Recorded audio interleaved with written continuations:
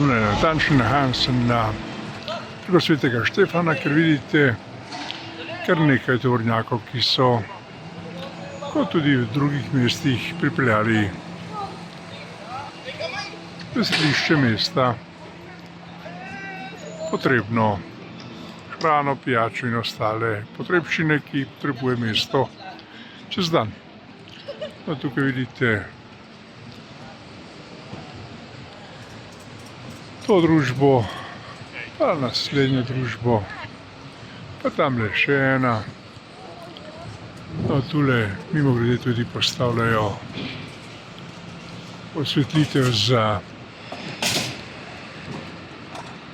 predbožične in novoletne praznike.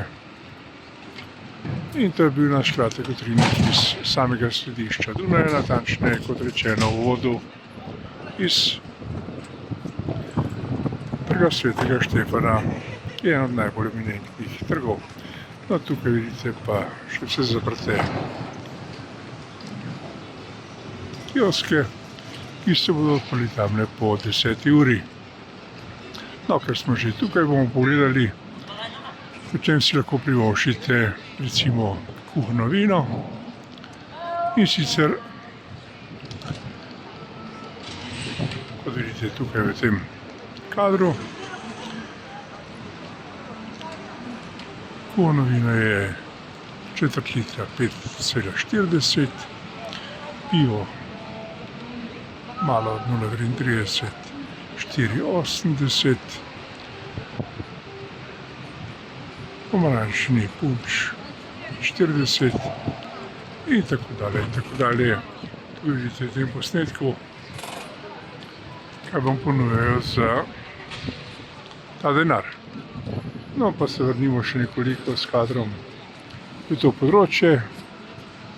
Vidite, tudi tukaj imajo golobe in kar število teh je kar veliko, ki se